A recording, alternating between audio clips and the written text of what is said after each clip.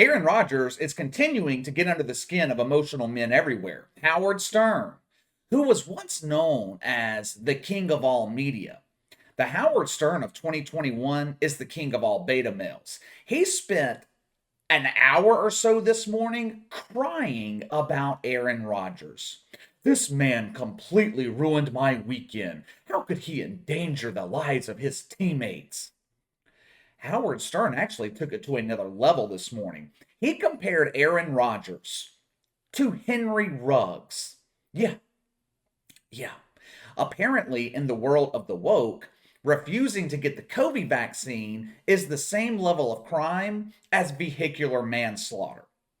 The woke are going full blast right now on Aaron Rodgers. They want him suspended by the NFL. Not going to happen. No way in hell Roger Goodell suspends one of the most popular players in the league who just so happens to play for one of the major cornerstone franchises in the NFL. Not going to happen.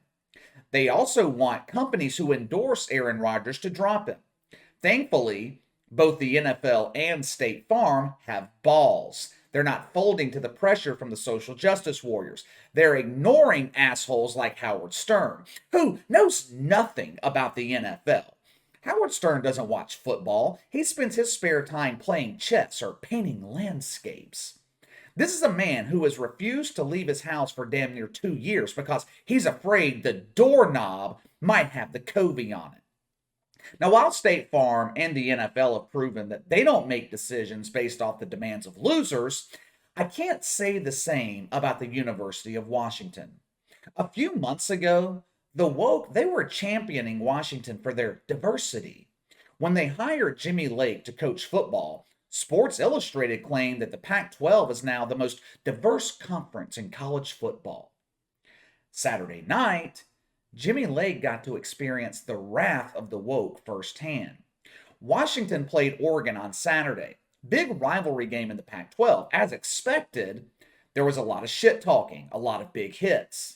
It's what you would expect from a rivalry game in big time college football, which is everything SJWs hate. They cannot stand the brutality of football. It's barbaric. It's so violent. Can't they figure out a way to play this game without all the tackling? People should not be hit like that. At one point during the game, the potential for a fight broke out between two players from Washington and Oregon.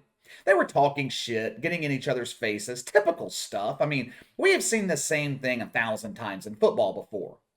Jimmy Lake rushes towards the scrum, contained his player that was involved. He was trying to keep the kid in the game and also trying to get him back to the sideline so he didn't draw a personal foul penalty. Now, I'm going to play this clip for you so you can see exactly what happened. Let's cross our fingers here and hope that YouTube does not remove the clip from the video. It's only about 10 seconds long, but here it goes. And pushed out of bounds at about the 25-yard line. Let's check out our Nissan Heisman Watch. Coach Lee. That was it. That was it. Nothing to it, right? How many times have we seen a coach at the college or the NFL level do this exact same thing? Jimmy Lake slaps the kid on the helmet. The helmet pushes him towards the sideline. End of story. Except it's not the end of the story. We live in a society, especially up in Washington, infected by SJWs. This incident wasn't a head coach trying to control his player. No. This was abuse. How dare he touch that child? Fire him. I guess being African American doesn't protect you from the woke Twitter mob. Twitter exploded over the weekend. That short clip that I just played for you went viral. And you know how it is when something like this goes viral. People who can barely string a sentence together share their useless opinion that no one cares about. It becomes an echo chamber of woke vitriol. All the virgins, they retweet each other, they repeat themselves. Jimmy Lake became the target of social justice warriors this weekend. It was his turn on the woke carousel. If this same incident, had happened at The University of Alabama or Texas, Auburn, Arkansas, any major program in the South or the Midwest, two areas of the country who still rely on common sense, if this same thing had happened anywhere down here, this would not be a story. SJWs would try to make it into a story. They would pressure Alabama to discipline or suspend, fire Nick Saban, but that wouldn't happen. Alabama would do what you should always do when dealing with emotional men: ignore them. If you ignore them, they will eventually go away. They seek out and find another target, preferably a weaker target who will cater to their whims and demands. The University of Washington, they went the opposite route. They didn't ignore the complaints of woke Twitter, they took them seriously. We are launching an investigation into this incident. I always like when these investigations get launched. Investigation into what? It doesn't take a 20-year detective to figure out what the hell happened here. All you had to do is look at the damn video. Apparently, Washington figured this out because this investigation was over in about 24 hours. They announced today that they were suspending Jimmy Lake for one game without pay. Washington admitted that they knew Jimmy Lake didn't do anything to intentionally hurt the player.